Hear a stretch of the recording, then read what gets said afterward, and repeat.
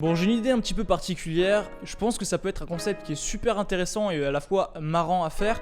On va aujourd'hui analyser ensemble des publicités qui sont du coup gagnantes, donc très affichées aujourd'hui à l'heure où on parle dans des pays un peu bizarres.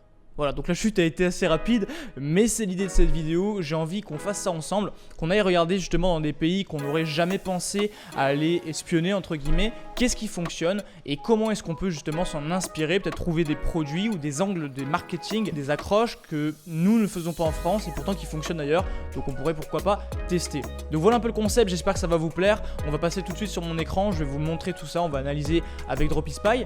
Juste avant, si on se découvre, eh bien enchanté, je m'appelle Axel, bienvenue sur la chaîne, n'hésitez pas à vous abonner, faites-le maintenant de suite, comme ça vous ne raterez pas une prochaine vidéo de valeur et activez la cloche de notification, c'est important. Pour ceux qui me connaissent déjà et donc du coup qui êtes habitués sur la chaîne, n'hésitez pas à me le faire savoir en commentaire et dites-moi un petit peu de ce que vous pensez de ce concept, c'est important et ça permet à YouTube de voir qu'il y a de l'engagement, vous savez qu'on n'est pas spécialement mis en avant sur YouTube, voilà. Donc le message est passé, j'espère que vous êtes prêts, on passe tout de suite sur mon écran, c'est parti.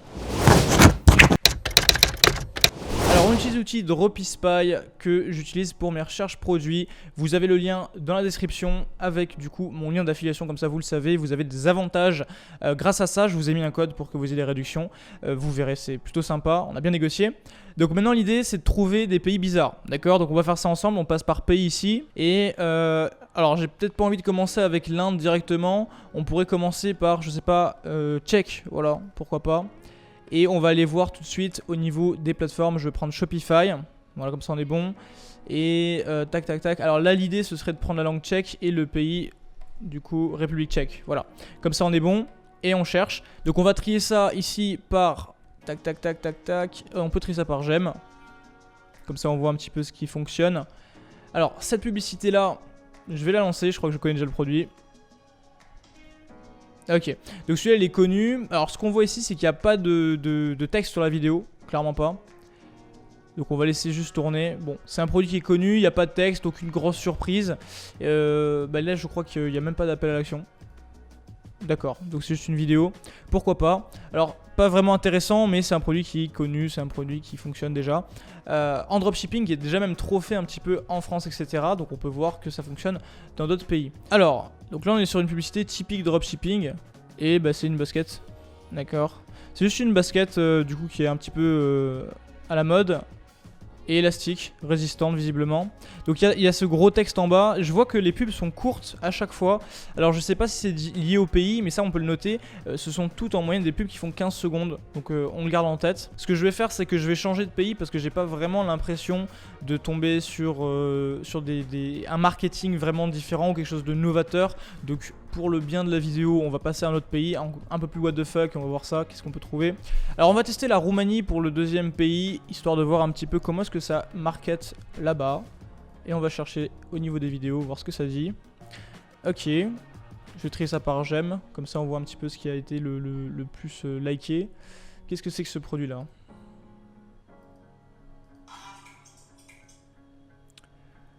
Ok, donc là ça c'est un produit, apparemment c'est des Canva. D'accord. Alors, la pub est classique, hein, vraiment rien de compliqué. J'ai l'impression qu'il n'y a pas beaucoup de travail en fait sur les publicités. Si vous faites des publicités comme ça en France, bon, ça, je dis pas que ça marche pas, mais clairement les gens attendent un peu mieux maintenant. Ça va clairement être associé à du dropshipping dès la première instant où la pub apparaît. Mais de ce qu'on voit, au final, il n'y a pas vraiment de travail en Roumanie. Un peu comme en République tchèque d'ailleurs. Hein. Alors ça c'est marrant par contre, qu'est-ce que c'est que ça? Pour la clim. Alors ça c'est quelque chose que j'ai pas réellement vu. D'accord. Alors ça se monte sur ventouse.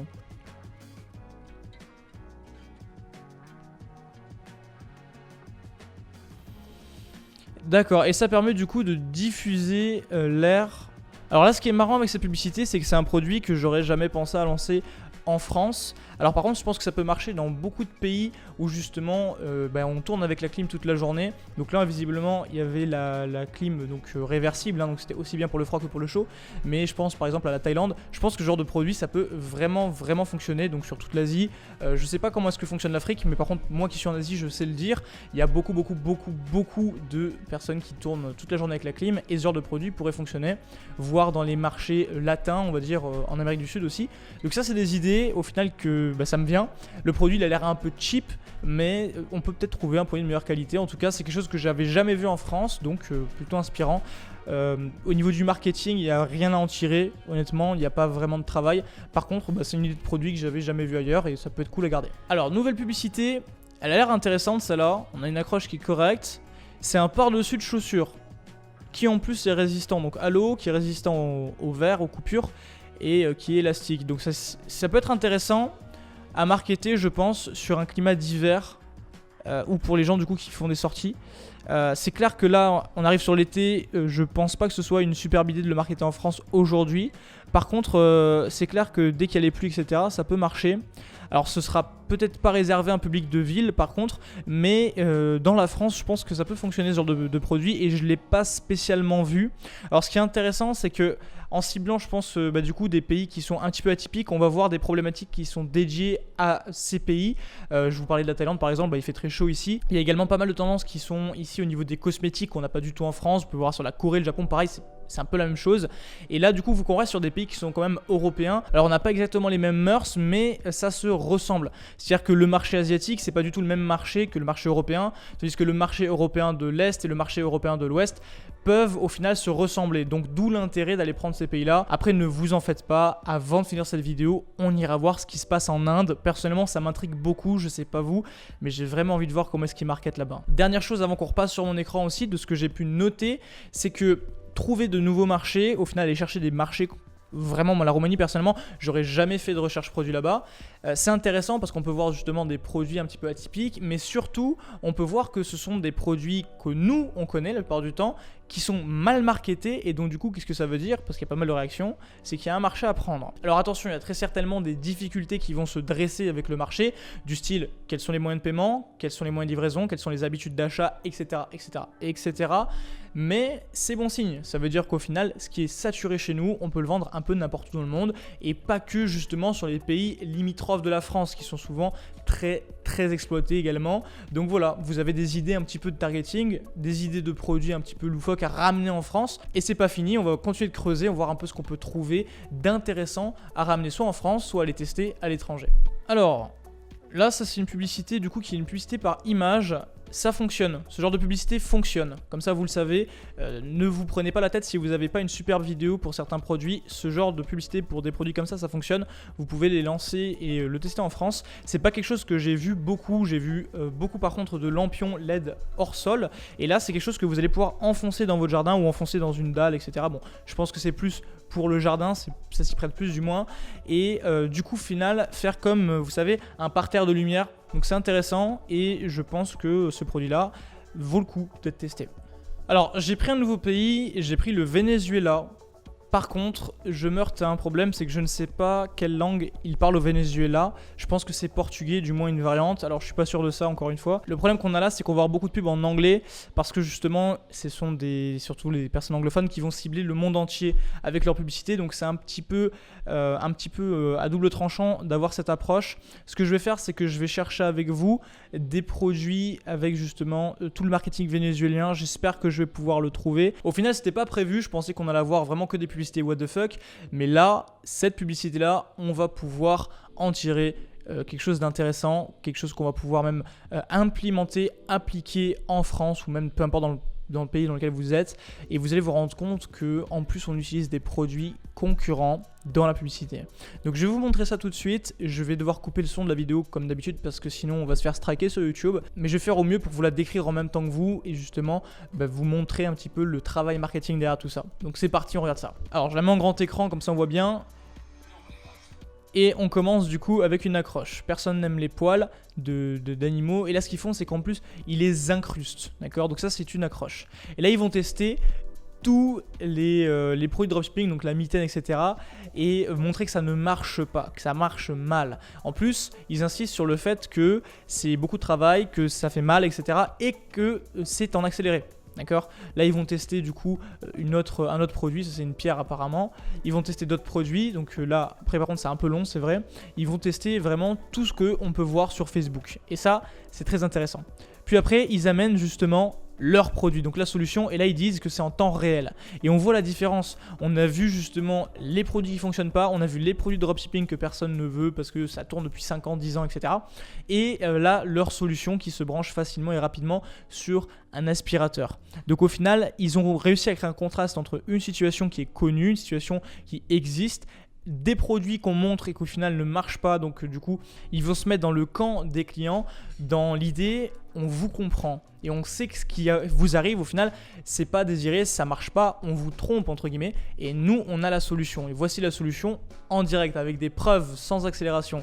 Donc ça c'est vraiment intéressant comme approche et je suis sûr qu'ils convertissent dans tous les cas, vous allez pouvoir clairement vous en inspirer. Alors si votre produit de dropshipping il fonctionne déjà, je ne m'amuserai pas à faire ça pour un test, mais si votre produit de dropshipping il fonctionne déjà, que vous avez des résultats etc, pourquoi pas commander des produits qui sont similaires, connus, trop faits sur le marché et justement les mettre en contraste en disant regardez ce produit là qu'on vous a vendu ou que vous connaissez, eh bien c'est un produit qui au final ne marche pas et ce produit là également eh bien il marche mal et ainsi de suite et ainsi de suite et ainsi de suite jusqu'à introduire votre produit et voilà la solution, voilà pourquoi commander chez nous et au final vous avez la preuve en image.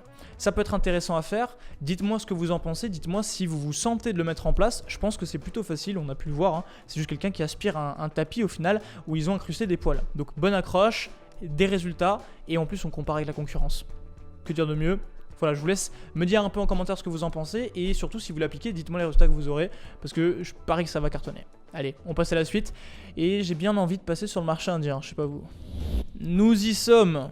Nous sommes sur le marché indien tant attendu et là, je dois vous le dire, je dois vous avouer que je suis très content, très agréablement surpris en fait. Alors pourquoi ?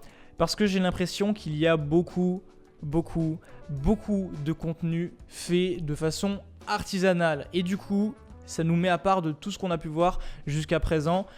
Qu'est-ce que j'entends par artisanal ? C'est comme si au final on avait pris un acteur lambda, donc quelqu'un lambda, pour faire la publicité et mettre en avant le produit. Donc moi personnellement je comprends rien au indie, je crois que ça se dit comme ça. Voilà, je comprends rien. Par contre, je vais regarder ce qui se passe au niveau du marketing, au niveau des accroches, au niveau de comment est-ce qu'ils mettent en avant le produit.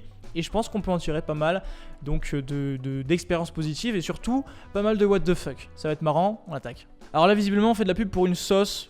Donc je vais regarder un peu ce que ça dit. Donc là ça c'est une... Ok, c'est un concept, est-ce que c'est une sauce ?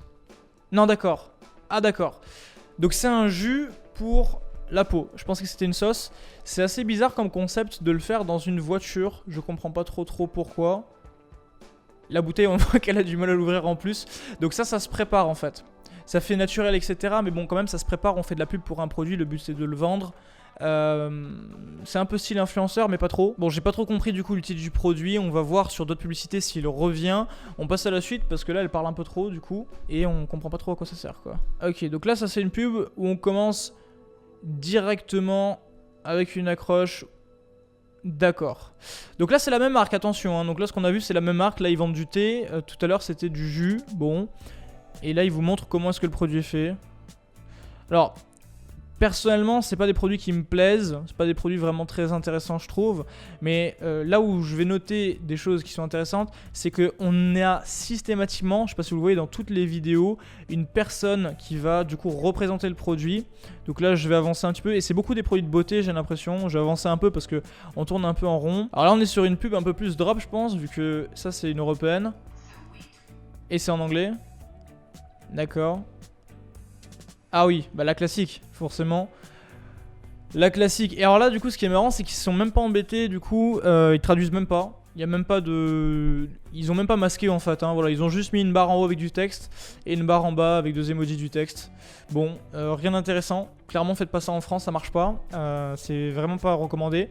Vous risquez de vous faire ban votre compte Facebook en plus et de pas vendre. Donc faites pas ça, mais en Inde, visiblement, ça fonctionne. Pareil, hein, sur cette publicité, je la passe parce qu'il n'y a pas vraiment d'intérêt.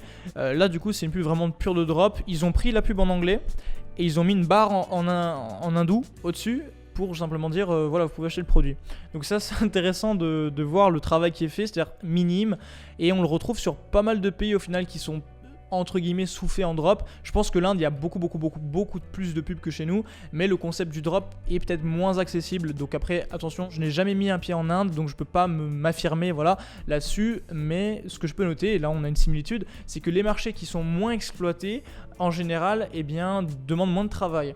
Alors, qu'est-ce que ça veut dire? Est-ce que ça veut dire que si vous voulez les exploiter, vous devez vous mettre à ce niveau-là? Non. Ça veut dire que si vous arrivez, que vous comprenez les mœurs, donc là on a vu sur les marques en fait, il y a une marque là de thé, de boissons, etc. qu'on a vu ensemble, c'est beaucoup de personnes qui vont communiquer, donc qui vont impersoner votre marque. Et bon, du coup, ce que vous pouvez faire, c'est garder ce concept-là et élever le niveau de marketing. Parce que là, clairement, le niveau de marketing, vous l'avez vu, il est mauvais. C'est-à-dire que une boisson pour apparemment revitaliser sa peau, je croyais que c'était une sauce déjà de base, donc c'est mal présenté. On voit que la bouteille, elle met 100 ans à l'ouvrir, c'est fait un petit peu comme si c'était avant d'aller au travail, un peu à l'arrache, quoi. Donc évitez de travailler comme ça, même si le niveau et les standards sont en dessous de ce que vous pouvez faire, eh bien allez chercher le niveau au-dessus. Comme ça, vous allez vraiment écraser la concurrence, vous allez prendre un peu plus de temps, mais vous aurez de meilleurs résultats. Quel conseil on pourrait en tirer de l'Inde? Pas vraiment grand-chose au final, parce qu'au niveau du marketing, c'est pas vraiment ça par rapport à ce que nous on a l'habitude de voir en France. Par contre, gros coup de surprise au Venezuela avec cette marque justement qui montrait d'autres produits pour ensuite présenter le sien. C'est quelque chose que vous pouvez tirer d'intéressant et implémenter sur votre business. Si de votre côté vous avez vu des trucs sympas que j'ai pas forcément souligné, dites-le moi. Après, je vous avoue que j'aurais aimé voir un peu plus de publicité complètement ahurissante. Si vous aussi, dites-moi si vous avez des marchés un petit peu bizarres ou alors si vous avez des suggestions. Parce que si clairement il y a de l'intérêt à analyser un marché en particulier ou des pubs un petit peu bizarres mais qui fonctionnent, eh bien je le ferai peut-être en vidéo du coup. Et c'est tout pour aujourd'hui. Pour ma part, on se retrouve la semaine prochaine pour une nouvelle vidéo.